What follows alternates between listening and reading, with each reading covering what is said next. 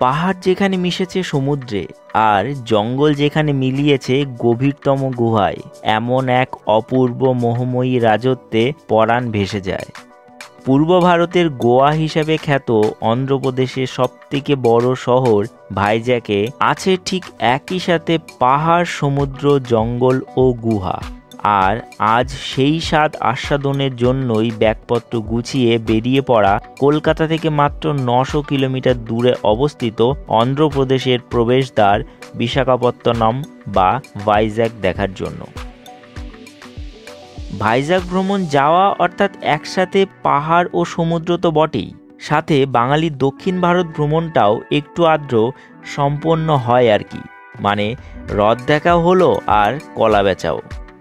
আর আজ আমাদের প্ল্যান 3 রাত 4 দিনের ভাইজ্যাক ও আরাকু ভ্রমণ। আগামী 4 দিন আমরা ভাইজ্যাকের বেশ কিছু জায়গা ঘুরে দেখব এবং আপনাদেরকেও ঘুরিয়ে ঘুরিয়ে দেখাবো। 6 ইঞ্চি থেকে 60 ইঞ্চি স্ক্রিনে বসে আপনারা জানতে পারবেন ভাইজ্যাক কিভাবে যাবেন, কখন যাবেন, কোথায় থাকবেন, কিভাবে ঘুরবেন, কি দেখবেন, খরচই বা কত হবে, ইত্যাদি ইত্যাদি। তো ভিডিওটি শেষ অবধি দেখার অনুরোধ রইল। আর আপনি যদি এই ভাইজ্যাক ট্যুরটি কোয়ালিটিপূর্ণভাবে কমপ্লিট করতে চান তাহলে যোগাযোগ করতে পারেন ট্যুর পিকার্সের বিশ্বজ্যোতিদার সাথে। আমরা কিন্তু এবারের ভাইজ্যাক ট্যুর তাদের মাধ্যমে করছি এবং আমরা এই ভিডিওতে দেখে নেব তাদের সার্ভিস কেমন। ভিডিওর স্ক্রিনে ও ডেসক্রিপশানে ট্যুর পিকার্সের নাম্বার প্রোভাইড করা থাকলো, আপনারা একবার ফোন করে কোটেশন নিয়েই নিতে পারেন। কিন্তু তার আগে বলবো, আপনারা আমাদের চ্যানেলে যদি নতুন হয়ে থাকেন অবশ্যই চ্যানেলটিকে সাবস্ক্রাইব করে পাশে বেল আইকনটি হিট করে অল নোটিফিকেশন ক্লিক করে রাখতে ভুলবেন না। আর আপনি চাইলে আমাকে ইনস্টাগ্রাম ও ফেসবুকেও ফলো করে রাখতে পারেন। তো চলুন দেরি না করে আজকের ভাইজ্যাকের প্রথম পর্বটি শুরু করা যাক। ভাইজ্যাক কখন যাবেন? ভাইজ্যাক সমুদ্র তীরবর্তী অঞ্চলে অবস্থিত, তাই এখানে ভ্রমণের সঠিক সময় অক্টোবর থেকে এপ্রিল, এবং বর্ষাকালেও আপনি কিন্তু ভাইজ্যাক ভ্রমণ করতে পারেন। সেক্ষেত্রে আপনি একটি আলাদা ভাইব পাবেন। তবে আমরা ভাইজ্যাক ভ্রমণ করেছি ডিসেম্বরের শেষের দিকে। ভাইজ্যাক কিভাবে যাবেন? কলকাতা থেকে ভাইজ্যাক যাওয়ার 2টি পদ্ধতি আছে, 1 by flight, 2 by train. Kolkata থেকে ভাইজ্যাকের ফ্লাইটের ভাড়া মোটামুটি 3000 থেকে 4000 টাকার মধ্যে থাকে। পশ্চিমবঙ্গের বিভিন্ন জায়গা থেকে এই ভাইজ্যাক বা বিশাখাপত্তনমের বহু ট্রেন আছে। হাওড়া, শালিমার ও সাঁতরাগাছি থেকে যে ট্রেনগুলি বিশাখাপত্তনম স্টেশনে প্রতিনিয়ত যায় তাদের লিস্ট আমি ভিডিওর স্ক্রিনে প্রোভাইড করলাম, আপনারা চাইলে স্ক্রিনশট করে রাখতে পারেন। তবে আমরা টিকিট না পাওয়ায় হাওড়া থেকে ধরেছিলাম সকাল 8:25-এর ফলকনুমা এক্সপ্রেস, যেটি আমাদের রাত 10:10-এ পৌঁছে দিয়েছিল বিশাখাপত্তনম স্টেশন। বলে রাখা বাহুল্য, 3 রাত 4 দিনের ভ্রমণের প্রথম দিন আমাদের ট্রেনেই কেটেছিল। যেহেতু ভাইজ্যাক কলকাতা থেকে মাত্র 13 ঘন্টার দূরত্বে অবস্থিত, তাই ভাইজ্যাক ঘুরতে যাওয়ার বেস্ট ট্রেন হলো রাতের ট্রেনগুলি, যেগুলি সকালে বা দুপুরের মধ্যে আপনাকে ভাইজ্যাকে পৌঁছে দেবে এবং আপনারা হোটেলে চেক ইন করে সেদিন বিকেলটা বেশ সমুদ্রের আশেপাশে কাটিয়ে নিতে পারবেন বা চাইলে সমুদ্রে স্নানও করে নিতে পারবেন। ভাইজ্যাক তো পৌঁছে গেলাম, এবার থাকবোটা কোথায়? আমরা ভাইজ্যাকের ট্যুর বুক করেছিলাম ট্যুর পিকার্সের মাধ্যমে, তাই বিশাখাপত্তনম স্টেশনে পৌঁছাতে আমাদের গাড়ি চলে এলো পিক আপ করার জন্য। প্রথম দিন বেসিক্যালি গাড়ি আপনার শুধু পিক আপই করবে, বাকি 3 দিনের জন্য সারা দিন গাড়ি আপনার সাথে থাকবে। দেখতে দেখতে চলে আসলাম আমরা আমাদের হোটেলে, যেটি আরকে বিচের থেকে একটু দূরে অবস্থিত এবং নিরিবিলি একটি হোটেল আমাদের দেওয়া হয়েছিল, যা আমাদের বেশ ভালোই লেগেছে। এই যে আমরা চেক ইন করে নিয়েছি আমাদের ভাইজ্যাকের বা বিশাখাপত্তনমের হোটেলে। হোটেলটা বেশ দারুণ সুন্দর, মানে না বললেই নয়। দুর্দান্ত সুন্দর। দেখুন এখানে বসার জায়গা আছে, এটাতে 3 জন ইজিলি থাকা যাবে। আয়না আছে, এসি আছে, টিভি আছে, আর এখানে ব্যালকনিও আছে। রাত্রেবেলা চেক ইন করলাম, তার জন্য ব্যালকনিটা এই যে, এটা যদিও একটা কমল ব্যালকনি, তবুও এই হোটেল দুর্দান্ত সুন্দর হোটেল। এখানে ওয়ার্ড্রপ আছে বড়, বাথরুমটাও বেশ বড়, পরিষ্কার পরিচ্ছন্ন, গিজার আছে। হোটেলে চেক ইন করে আমরা খাওয়া দাওয়া করে আজ এখানে ঘুমিয়ে পড়লাম। ভাইজ্যাক ডে 2। তো সকাল সকাল এখন আমরা বেরিয়ে পড়েছি আমাদের ডে 1-এ সাইট সিনের জন্য। ডে 1 আজকে আমরা যাব সীমাচলমের দিকে। আমরা একটু ঘুরপথে টোটাল সাইট সিনটা করবো, মানে ঘুরপথে বলতে আমরা ডে 3টা আমরা ডে 1-এ করব, কারণ আমাদের আসতে একটু লেট হয়েছে, সকালবেলা বেরোতে একটু লেট হয়েছে। তো আমরা ডে 3টা ডে 1-এ করব। আমরা আজকে যাব সীমাচলমের দিকে এবং কাল থাকবে আমাদের আরাকু ভ্যালির ট্যুর, এবং ডে 3তে আমাদের থাকবে হচ্ছে এই ঋষিকোন্ডা বিচ এবং বাকি যে জায়গাগুলি আছে, তারপরে কৈলাসগিরি, এইগুলো যেগুলো আছে সেগুলো আমরা ডে 3তে করবো। দাদার নাম কি? নাম কে? হ্যাঁ, রাইডু। তো নাইডু দাদা আমাদের সাথে সম্পূর্ণ থাকবে এই 3 দিন। হ্যাঁ, আর এই যে আমরা চলে এসেছি বিচের ধারে, এই যে রাস্তা দিয়ে যাচ্ছি, এটা আরকে বিচ। ভাইজ্যাক বেশ সুন্দর শহর, খুবই সাজানো গোছানো, পূর্ব ভারতের গোয়া বলে কথা। তবে এর স্ট্রাকচার এই শহরের প্রেমে পড়তে বাধ্য করবে। দুই পাশে বিভিন্ন মিউজিয়ামকে পাশে ফেলে আমরা এগোচ্ছি সামনের দিকে সীমাচলম মন্দিরের উদ্দেশ্যে। চলুন মন্দিরে যেতে যেতে আমরা আমাদের 3 রাত 4 দিনের ভাইজ্যাকের ট্যুর প্ল্যানটি একটু দেখে নিই। তবে এই ট্যুর প্ল্যানটি কিন্তু আমাদের ট্যুরের সাথে মিলবে না। ডে 1-এ আপনারা সকালে, দুপুরে বা রাত্রেবেলা পৌঁছাবেন ভাইজ্যাক স্টেশনে বা বিশাখাপত্তনম স্টেশনে। সেখান থেকে গাড়ি আপনাকে পিক আপ করবে এবং আপনাকে হোটেলে ছেড়ে দেবে। বিকেলবেলাটা আপনারা বিচে কাটাবেন। ডে 2-তে হবে ভাইজ্যাকের লোকাল সাইট সিন, যার মধ্যে পড়বে Thotlakonda, Ramanaidu studio, Rishikonda beach, zoo, Tenneti park, Kailasagiri, VUDA park, Visakha museum, submarine museum, aircraft museum, fish aquarium, Kalimata মন্দির এবং আরকে বিচ। এবং রাতে আপনারা হোটেলে স্টে করবেন। ডে 3-তে আপনার যাত্রা হবে আরাকু ভ্যালির উদ্দেশ্যে। আপনারা দেখে নেবেন Araku, Padma garden, tribe museum, coffee garden, Borra caves, Damuku view point এবং অন্ধ্রপ্রদেশ ট্যুরিজম জাংশন। রাতে হোটেলে স্টে করবেন। ডে 4-এ আপনারা চলে যাবেন সীমাচলমের উদ্দেশ্যে। দেখে নেবেন Simhachalam temple, ports, Yarada beach, dolphin nose lighthouse, Sagar Durga temple, fishing harbour, Gangavaram এবং পোর্ট ভিউ পয়েন্ট। এবং তারপর আপনাকে ছেড়ে দেওয়া হবে বিশাখাপত্তনম স্টেশন। সেখান থেকে বাড়ির ট্রেন ধরে বাড়ির উদ্দেশ্যে রওনা দেবেন। তবে যেহেতু আমরা প্রথম দিন রাত্রেবেলায় এসে এখানে পৌঁছেছি, তার জন্য আমাদের ট্যুর প্ল্যানটা একটু কিন্তু উল্টো হয়ে গেছে। ডে 4টা চলে এসেছে ডে 2-তে এবং ডে 2টা চলে যাবে ডে 4-এ।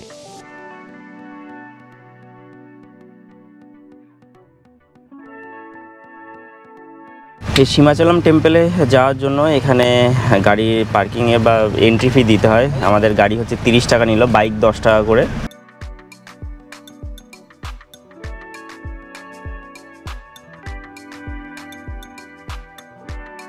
দেখতে দেখতে আমরা এসে পৌঁছালাম পাহাড়ের ওপরে অবস্থিত দক্ষিণী শিল্পে স্থাপিত সীমাচলম মন্দির। সকাল সকাল আমরা ভাইজ্যাক যে আরকে বিচে আমরা ছিলাম, আরকে বিচের পাশে যে হোটেলে ছিলাম, সেখান থেকে আমরা দর্শন করতে চলে আসলাম শ্রী বরাহ লক্ষ্মী নরসিংহ টেম্পল সীমাচলমে। এটা আমাদের আরকে বিচের থেকে 23 কিলোমিটার। তো সময় লাগলো আমাদের মোটামুটি 40 মিনিট মতো। আমরা এখানে আসলাম, এবার আমরা যাব ভেতরে দর্শন করতে। সীমাচলম যে টেম্পলটা আছে, এই টেম্পলটা সমুদ্র পৃষ্ঠ থেকে 300 মিটার উচ্চতায় অবস্থিত। এটা বেসিক্যালি ভগবান শ্রী বিষ্ণুর যে অবতার, নরসিংহদেবের অবতার, সেই নরসিংহদেবের অবতার এখানে পূজিত হন। এটা তৈরি হয়েছিল 13 সেঞ্চুরিতে।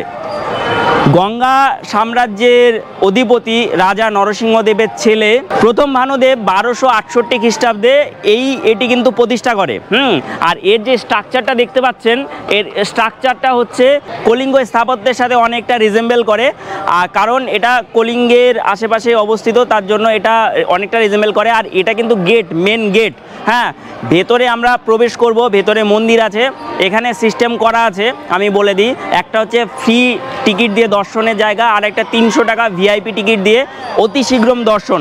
অতি শীঘ্রম দর্শনে আপনার বেশিক্ষণ লাইন দাঁড়াতে হবে না, কিন্তু যে ফ্রি টিকিট আছে ওখানে অনেক সময় লাইন দাঁড়াতে হবে। ঠিক আছে, তো আমরা দেখি ফ্রিতে যাব না অতি শীঘ্রমে যাব, এবং গিয়ে তারপরে হচ্ছে আমরা দর্শন করব। ভেতরে কি কি আছে আমি দেখব এবং দেখাবো আপনাদের। ঠিক আছে, সঙ্গে থাকুন, দেখতে থাকুন। আমি ভেতরটা যাই আগে দর্শন করে আসি।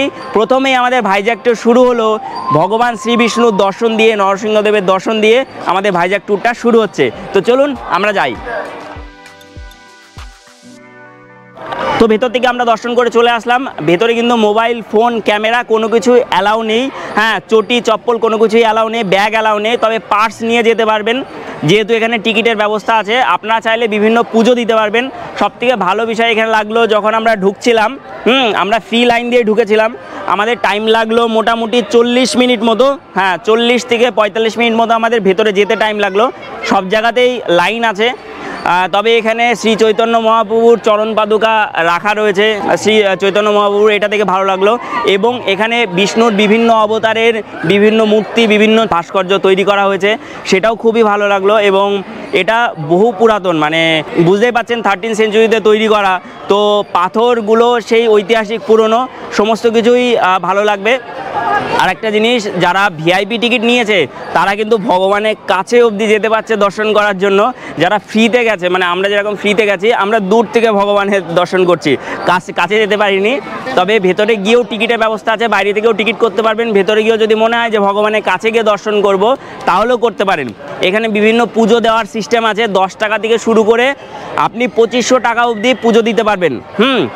আর ওখানে প্রসাদের ব্যবস্থা আছে, ফ্রি প্রসাদের ব্যবস্থা আছে। আমরা ফ্রি প্রসাদ নিলাম, ওই অনেকটা পোলাও টাইপের ফ্রি প্রসাদ আছে, 1 চামচ করে দিচ্ছে। তাছাড়া 10 টাকা থেকে শুরু করে 500-1000 টাকার অবধি আপনি প্রসাদ ওখান থেকে নিতে পারবেন, প্রসাদের স্থান থেকে। ঠিক আছে, তো আমরা সমস্ত কিছু করা হয়ে গেল। আমাদের এখানে মোটামুটি আমরা 9:50-এ ঢুকেছিলাম এবং এখন বাজে 11টা। তার মানে আমাদের সময় লাগলো 1 ঘন্টা 10 মিনিট সম্পূর্ণ ঘুরে আসতে। ভেতরে পৌঁছাতে 40 থেকে 45 মিনিটের মধ্যে আমরা ভেতরে পৌঁছে গেছিলাম। ভেতরটা সম্পূর্ণটা দেখলাম, দেখে ঘুরে আসলাম। তো এখানে আপনারা অবশ্যই আসবেন এবং দক্ষিণের যে কালচার, সেই কালচারটাকে আপনারা মানে উপভোগ করবেন বা এটা জানবেন। ভেতরে দেখুন মিউজিক বাজছে, দক্ষিণের যে সিনেমাতে মিউজিক বাজে, আমি কান্তারাতে এই মিউজিক শুনেছিলাম, বা বিভিন্ন দক্ষিণের সিনেমাতে বিয়েতে যেরকম মিউজিক বাজে, ঠিক সেরকম মিউজিক বাজছে এখানে। হ্যাঁ, ভালো লাগবে। এখানকার অ্যাটমসফিয়ারটা ভালো। অনেক বাঙালিরা আছে, মানে ভাইজ্যাক তো বাঙালিরা ঘুরতে আসে, অনেক বাঙালি দর্শক আছেন এখানে, মানে অনেক বাঙালি ঘুরতে এসছেন এবং এখানকার স্থানীয় মানুষরা তো আছেন। ঠিক আছে, ভেতরে যে গর্ভগৃহটা আছে আমাদের নরসিংহদেব যেখানে আছে, তার চারিদিকটা চন্দন কাঠে মোড়া, যেটা অনেকটা দেখতে শিবলিঙ্গের মতো। যেহেতু এটা কলিঙ্গ স্থাপত্যের স্ট্রাকচারে তৈরি করা, তার জন্য ভেতরে নরসিংহদেবের মূর্তিটা আছে, সেটা অনেকটা লিঙ্গের স্টাইলে তৈরি করা। তো ভগবানের দর্শন করে আপনার সত্যিই খুব ভালো লাগবে, মন ভরে যাবে।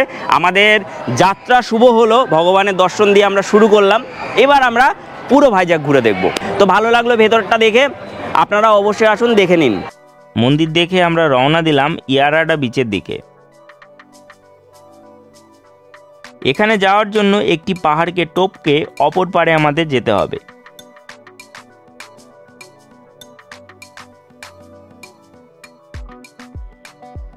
অবশেষে আমরা ইয়ারাডা বিচে এসে পৌঁছালাম।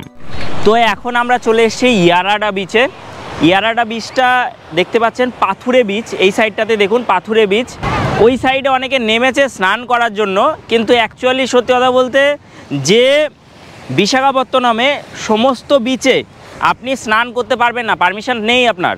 কারণ এখানে প্রতিটা বিচই হচ্ছে পাথুরে বিচ। ইয়ারাডা বিচের ওই সাইডটা, এই সাইডটাতে পাথর, ওই সাইডটাতে পাথর, মাঝখানে একটা জায়গা আছে, সেই জায়গাটাতে অনেকে নেমে স্নান করছেন। তো আপনারা করতে পারেন, শুধুমাত্র ঋষিকোণা বিচে আপনারা স্নান করতে পারবেন বিচে, কিন্তু বিচটা বেশ দুর্দান্ত সুন্দর ইয়ারাডা বিচ। আমরা পাহাড়টাকে পেরিয়ে এখানে আসলাম। এর আশেপাশে অনেকগুলো ভিউ পয়েন্ট আছে, অনেকগুলো পয়েন্ট আছে সাইট সিনের জন্য, যেরকম ডলফিন নোজ, তারপরে লাইট হাউস, সেটা আমরা যাবো ওই সাইডে। এবং আমরা যে এরিয়াটা পেরিয়ে আসলাম সেটা হলো টোটালি নাভাল এরিয়া। ঠিক আছে, তো আমরা এখন যাচ্ছি বিচের দিকে, পাথুরে সাইডটাতেই যাচ্ছি। আপনারা আসুন, আমি দেখাচ্ছি এইদিকে।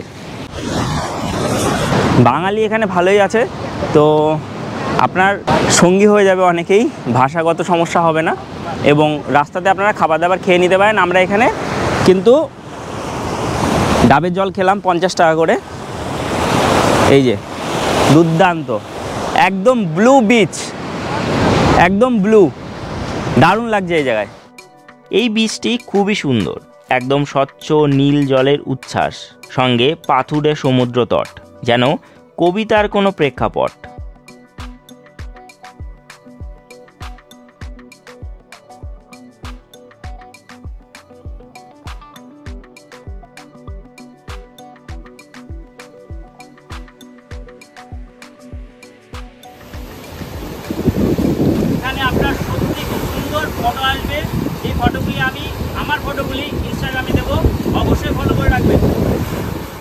ইয়ারাডা বিচ দেখে আমরা সবার প্রথমে একটি ভাতের হোটেলে দাঁড়িয়েছিলাম দুপুরের লাঞ্চ সারতে।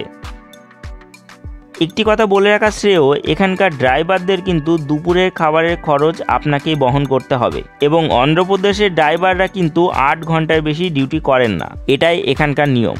তাই সকাল 9টার সময় যদি আপনি রওনা দেন তাহলে বিকেল 5টার মধ্যে আপনাকে কিন্তু পৌঁছাতে হবে আপনার হোটেলে, এটা মাথায় রাখা প্রয়োজন। এবার আমরা যাচ্ছি লাইট হাউস দেখার জন্য।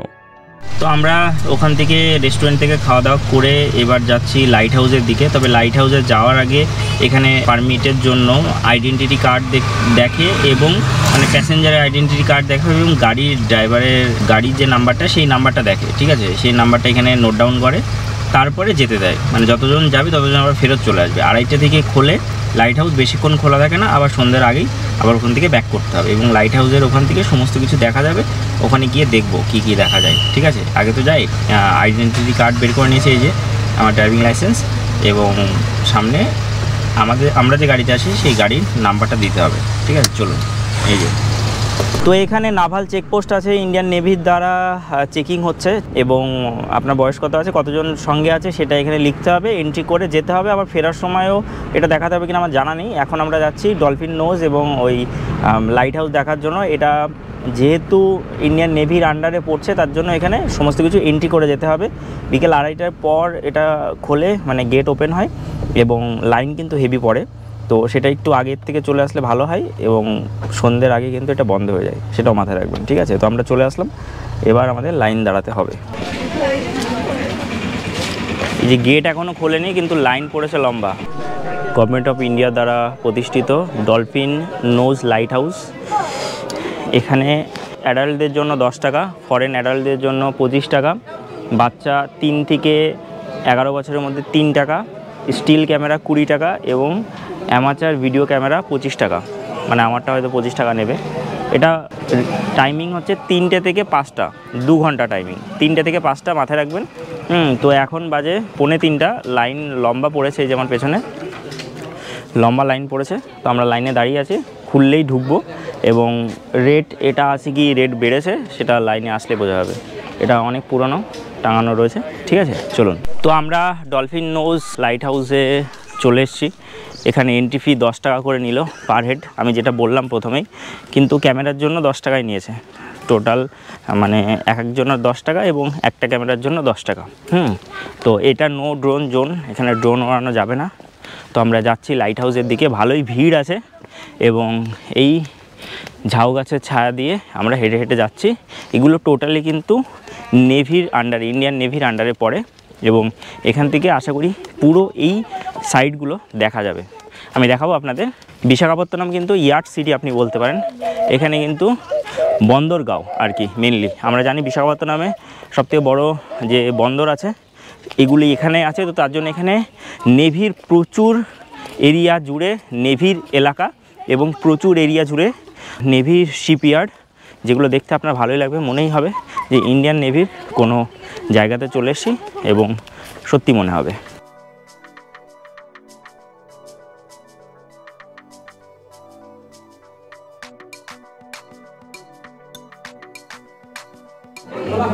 ভেতরে অনেকটাই ছোট জায়গা এবং ভিড় অনেকটাই।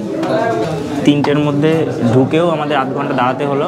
এই যে দেখো, এইভাবে উঠতে হচ্ছে সিঁড়ি দিয়ে, তো অনেকটাই চড়তে হচ্ছে এবং খুবই শর্ট জায়গা, যার জন্য ওপরে যারা উঠছে তাদেরকে নামিয়ে তারপরে আবার উপরে উঠাচ্ছে।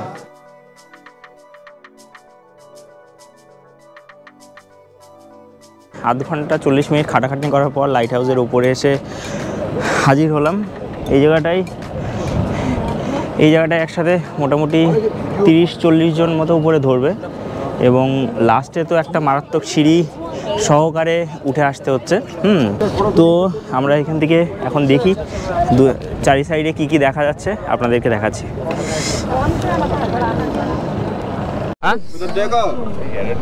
এই যে হাওয়া কল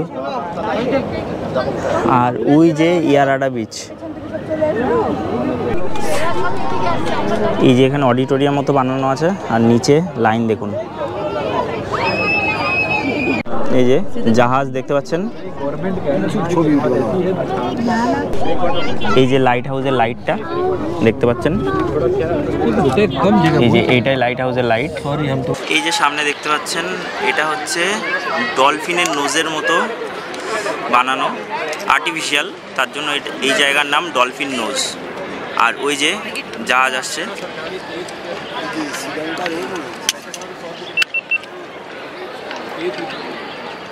এই যে জাহাজ দেখতে পাচ্ছেন, এই যে জাহাজ একটা আসছে, আর এই যে ডলফিনের নোজের মতো বানানো। তো মোটামুটি আমাদের 1 ঘন্টা লাগলো এই ডলফিন নোজ লাইট হাউসে। মোটামুটি ঠিক আছে দেখার, আপনারা যদি আসেন দেখতে পারেন, কোনো সমস্যা নেই। তবে মানে একদম উর্দি তেমনটা বলবো না, তবে ঠিক আছে, ভিড় ভালোই হচ্ছে। লাইট হাউস দেখে আমরা এগোচ্ছি দুর্গা মন্দির দেখার জন্য। এই যে ডলফিন নোজ থেকে আমরা যে শিপইয়ার্ডটা দেখতে পাচ্ছিলাম, এটা সেই শিপইয়ার্ড, হিন্দুস্তান শিপইয়ার্ড লিমিটেড দেখতে পাচ্ছেন। এটা ডলফিন নোজ থেকে উপর থেকে দেখা যাচ্ছিল, মানে ডলফিন নোজ যে লাইট হাউস ছিল সেখান থেকে দেখা যাচ্ছিল। এটা হিন্দুস্তান শিপইয়ার্ড।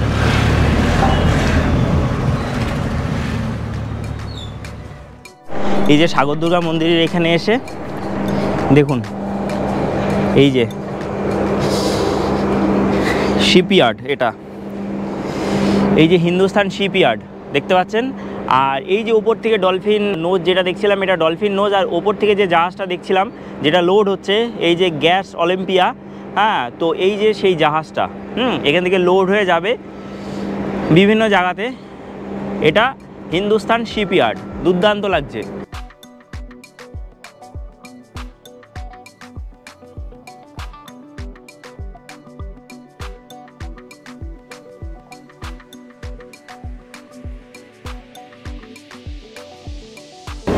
সাগর দুর্গা মন্দির, মা দুর্গা,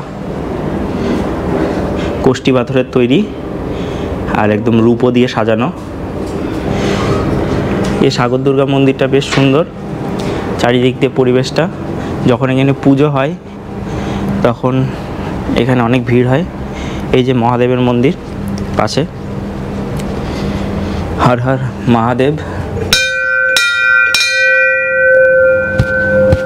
যে মহাদেবের মন্দির, রক্ষা করো। এই যে নন্দীজি, পাশে আরো মন্দির আছে। এই যে গণেশ মন্দির,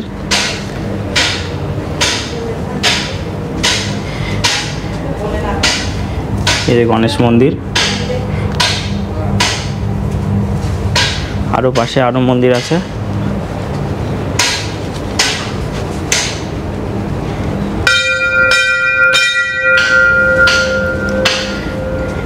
এটা শনিদেবের মন্দির, যেটা ভাবছিলাম, শনিদেবের মন্দির লাল হয়। এই যে শনিদেবের মন্দির। এই জায়গাটা একদমই ফাঁকা, একদমই লোকজন নেই। যারা লাইট হাউসে গিয়ে মারামারি করছেন তাদেরকে বলবো অবশ্যই এখানে আসুন, এই সাগর দুর্গা টেম্পেলে এখানে আসুন। এখান থেকে ওই জঙ্গলের মধ্যে দিয়ে গিয়ে ওখানে পাথর আছে, ওখানে দাঁড়িয়ে শিপইয়ার্ডটা দেখুন, সুন্দর লাগবে। এবং এখানে মন্দিরের দর্শন করুন। এখানে দুর্গা মন্দির, শিব মন্দির, গণেশ মন্দির, তারপর এখানে শিবলিঙ্গতা আছে, এখানে শনি মন্দির, হ্যাঁ, সব কিছু আছে পরপর করে। এবার আমরা এখান থেকে বেরিয়ে যাব বিশাখাপত্তনমের দিকে, এবং সেখানে গিয়ে বাকি কয়েকটা সাইট সিন করা যায় কিনা আজকে, ওখানে সাবমেরিন মিউজিয়াম আছে, তারপরে এয়ারক্রাফট মিউজিয়াম আছে, ওগুলো আজকে দেখা যায় কিনা সেগুলো আমরা গিয়ে দেখবো। ঠিক আছে, তো চলুন এখান থেকে আমরা বেরিয়ে যাচ্ছি। আমাদের ভাইজ্যাকের আরকে বিচ ফিরতে ফিরতে সন্ধ্যা হয়ে গেছিল, তাই ড্রাইভারজিকে বলে আমরা এখানকার সাবমেরিন মিউজিয়ামের কাছে এসে দাঁড়ালাম। পাশে আছে এয়ারক্রাফট মিউজিয়াম। এই দুটি আজ সন্ধ্যাবেলায় দেখে আমরা কমপ্লিট করব। তো এখন আমরা আসলাম TU-142 এয়ারক্রাফট মিউজিয়াম। এটা ঠিক সাবমেরিন মিউজিয়ামের উল্টো সাইডে তৈরি হয়েছে। এটা ইন্ডিয়ার ফার্স্ট এয়ারক্রাফট মিউজিয়াম। আরেকটা আমি দেখিয়েছিলাম কলকাতাতে, যেটা সেকেন্ড ছিল, কলকাতাতে গেছিলাম, 30 টাকা করে এন্ট্রি ফি ছিল। এখানে প্রবাবলি 70 টাকা করে এন্ট্রি ফি। তবে লাইন ভালোই পড়েছে। আমরা যাব ভেতরে এয়ারক্রাফট মিউজিয়াম দেখতে, এবং কলকাতাতে অ্যালাউ করেনি ভেতরে ক্যামেরা, এখানে অ্যালাউ করে প্রবাবলি। আর তারপরে যাব সাবমেরিন মিউজিয়ামে। এখানে প্রতিদিন কিন্তু সন্ধ্যার পর থেকে ভিড় হয়, দুপুরবেলা 2টোর সময় খোলে, এবং তারপরে থেকে কিন্তু ভিড় কন্টিনিউ বাড়তে থাকে, রাত 9টা অবধি থাকে খোলা। এই যে TU-142 এয়ারক্রাফট মিউজিয়াম। ঠিক আছে, চলুন। 4 থেকে 10 বছরের বাচ্চাদের টিকিট মূল্য হচ্ছে 40 টাকা এবং 10 বছরের উপরে 70 টাকা টিকিট মূল্য। সোম থেকে শনি দুপুর 2টো থেকে রাত 8:30 অবধি খোলা থাকে এই এয়ারক্রাফট মিউজিয়াম। আর রবিবারের দিন সকালবেলা 10টা থেকে 12:30 এবং আবার 2টো থেকে 8:30 অবধি খোলা থাকে। এটা টাইমিং একদিনও বন্ধ থাকে না।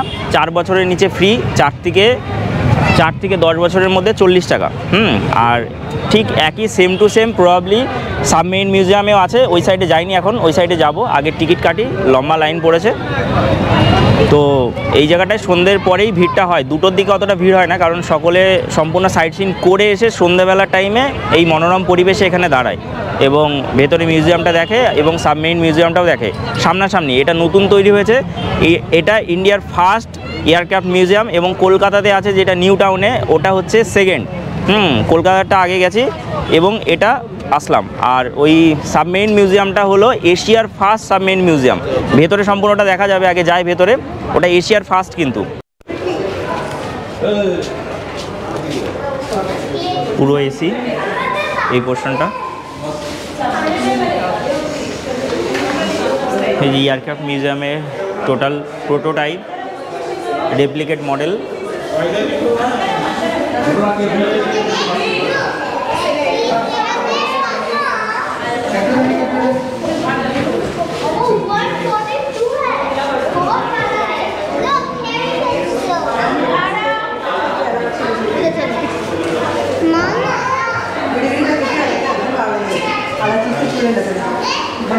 এইটা চিল ইগল, কিন্তু লাইট এমনভাবে দিয়েছে যে পুরো ফাইটার জেটের মতো লাগছে।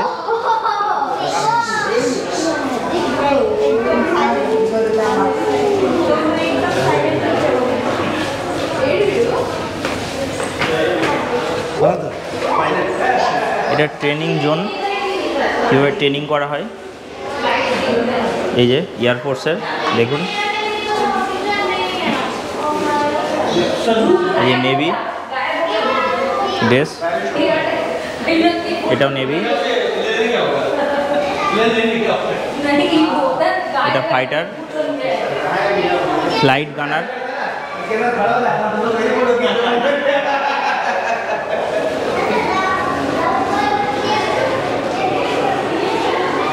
এই যে ইকুইপমেন্ট জোন, এটা কী কী ইকুইপ থাকে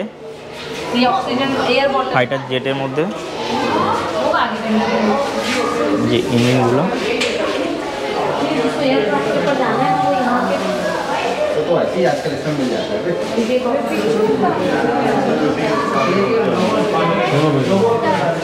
এই যে মিসাইল,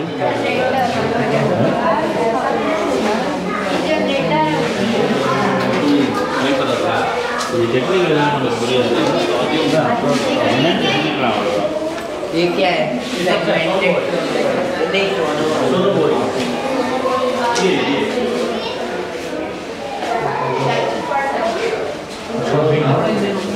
এই যে ইঞ্জিন, জেট প্লেনের ইঞ্জিন।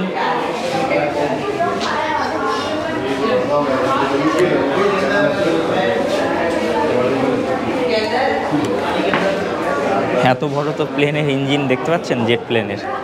এই যে চাকা দেখুন, এত বড় বড় চাকা। এটা প্যারাশুট। এই যে ইকুইপড বুলেট দেখুন, টেল গান, যে পেছনের দিকে যে গানটা থাকে সেটার বুলেট থাকে এত বড় বড়, যেগুলো পেছনের দিকে যে ফাইটারগুলো থাকে সেগুলোকে মারার জন্য। আর এই যে মিসাইল, যে এত বড় মিসাইল থাকে।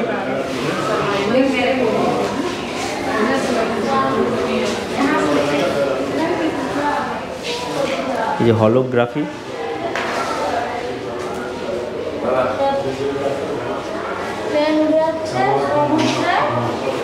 এটা সাবমেরিনের অংশটা দেখিয়েছে।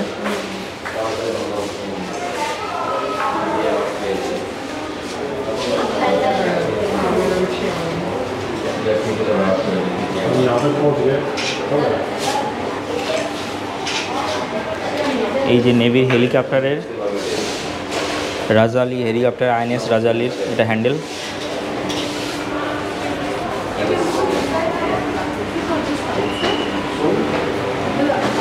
এতক্ষণ যেটা দেখলাম সেটা হলো মিউজিয়াম। এই যে এয়ারক্রাফটের রাস্তা এই যে উপর দিকে গেছে, ওই যে এয়ারক্রাফটটা এখানে আছে, প্লেনটা এই দেখতে পাচ্ছেন।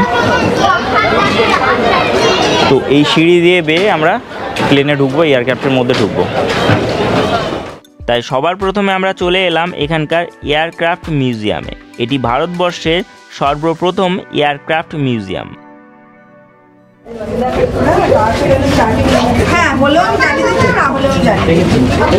এটা আমরা এয়ারক্রাফটের ভেতরে ঢুকলাম।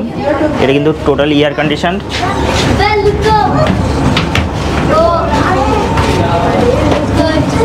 ভেতরে এটা ওই ক্যারিয়ার এয়ারক্রাফটের মধ্যেই ঢুকলাম। দেখুন এগুলো কিন্তু সব বম।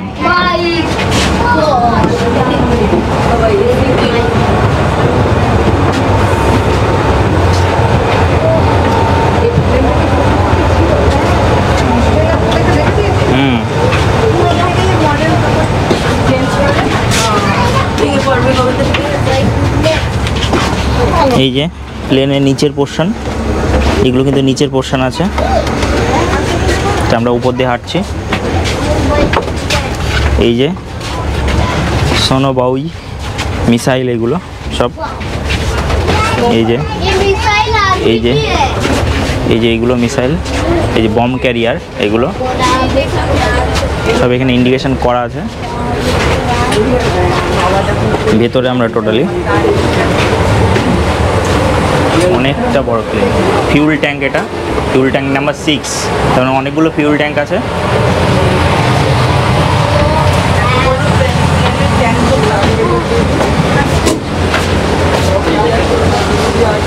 এগুলো সার্কিটের জায়গা। এয়ারক্রাফট মিউজিয়ামের ভেতরে আমরা ঢুকে সম্পূর্ণভাবে এই মিউজিয়ামটি দেখে নিলাম। এই যে বমগুলো এখান দিয়ে পড়ে, এই যে বম এখান দিয়ে ডিসপোজাল হয়। এই দেখতে পাচ্ছেন, এই যে লাল, এই যে সবুজ, এই সাইডে বম এখান দিয়ে ডিসপোজাল হয়। এটা তলা।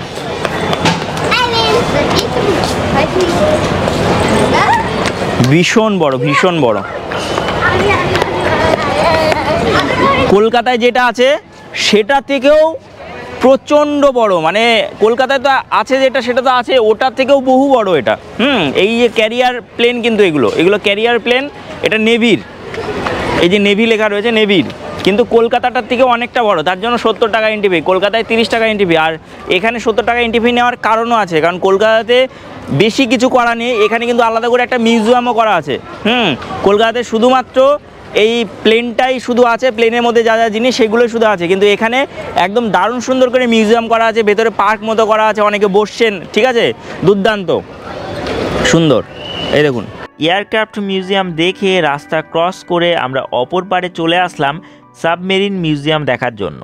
এটি এশিয়ার প্রথম সাবমেরিন মিউজিয়াম। তো এখন আমরা আছি সাবমেরিন মিউজিয়ামের সামনে। এখানে এন্ট্রি ফি এখানেও 70 টাকা, বাচ্চাদের 40 টাকা, ক্যামেরা 50 টাকা এবং বড় ভিডিও ক্যামেরা থাকলে 200 টাকা। তো এখন আমরা ভেতরে প্রবেশ করব। প্রচুর লম্বা লাইন, এই যে দেখতে পাচ্ছেন, প্রচুর বড় লাইন। তো ভেতরে প্রবেশ করব এবং ভেতরে দেখব। যেহেতু ভেতরে জায়গা কম আছে তার জন্য ধীরে ধীরে প্রবেশ করাচ্ছে। তো আমরা যাব এবং লাইনে দাঁড়িয়ে আছি। আজকে 8:30 এখানেই বাজবে এবং এখান থেকে আমরা তারপরে যাব হোটেলে। আমরা এই মিউজিয়ামের ভেতরে প্রবেশ করলাম। ভেতরে বহু কিছু দেখতে পারলাম এবং জানতে পারলাম। ছোটবেলায় শখ হতো নেভিতে চাকরি করার, তাহলে হয়তো এই লাইফ লিড করতে পারতাম। কি অ্যাডভেঞ্চারাস হতো এই লাইফে।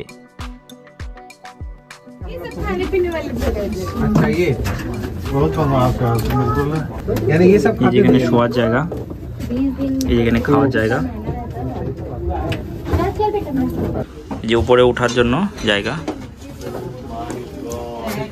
এই যে কত যন্ত্রপাতি, এত কিছু সামলাতে হতো সাবমেরিনে।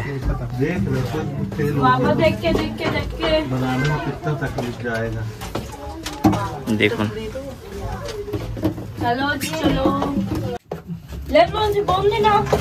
कोई नहीं सोया। ये देखो सोए हैं नहीं वो वाटरप्रूफ सूट दूध यूरिन स्केप का अंदर। अच्छा स्केप सूट, এই যে ওয়াটারপ্রুফ স্যুট ছিল এটা। জলের প্রেসার সহ্য করতে পারতো এটা। এই যে সব এটা কিচেন, এই যে কিচেনে ইডলি বানাচ্ছে। এটা টোটালটাই সামনের পোর্শন।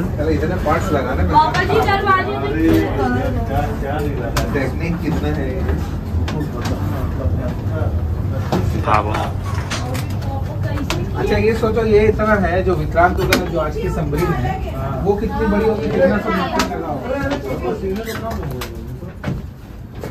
तो नीचे नहीं जाने देते होंगे ना, नीचे नहीं जानते हैं ना, जाना सेम वैसे आत्माएं हैं उनकी मिलेगी। ये মেশিন পত্র দেখুন ভেতরে, দেখেই মাথা ঘুরে যাবে। আর এই যে নিচের পোর্শন, এটা নিচেও অনেকটা বড়, এখানেই চালানো হতো। যে আমরা সামনে দিয়ে বেরিয়ে যাবো এবার। তো আমরা সাবমেরিন মিউজিয়ামের ভেতরে ঘুরে চলে আসলাম। হ্যাঁ, ভেতরটা অ্যাকচুয়ালি ভীষণ বড়, ভীষণ বড়। এই যে সাবমেরিনটা দেখতে পাচ্ছেন, এটা 1969 সালে কার্যত শুরু হয় এবং 2001 সালে এটার কাজ শেষ হয়, মানে প্রায় 32 বছর। 1971 সালে যে ইন্ডিয়া পাকিস্তান যে যুদ্ধ হয়েছিল, সেই যুদ্ধে এই সাবমেরিনটা কাজে লাগানো হয়েছিল। এই সাবমেরিনের সম্পর্কে ওখানে অনেক কিছু বর্ণনা করা আছে। আমি এক এক করে সম্পূর্ণটা বলে দিচ্ছি। ভেতরে অনেক পোর্শন আছে, যে ভেতরে আপনি ফটোগ্রাফি করতে পারবেন, শুধু ইঞ্জিন সাইডটা বাদ দিয়ে বাকি সাইডগুলোতে আপনি ফটোগ্রাফি ভিডিওগ্রাফি করতে পারবেন। তবে 50 টাকা আপনার চার্জ দিতে হবে। আমরা দিয়ে ভেতরে ফটোগ্রাফি ভিডিওগ্রাফি করলাম এবং ভেতরের অংশটা আপনাদেরকে দেখালাম, আশা করি ভালো লাগবে। আর এটা খুবই হিস্টোরিক্যাল প্লেস, কারণ এটা হচ্ছে এশিয়ার ফার্স্ট সাবমেরিন মিউজিয়াম। হ্যাঁ, সাবমেরিন মিউজিয়াম, এটা বিশাখাপত্তনমে ভাইজ্যাগে অবস্থিত, আরকে বিচের পাশে।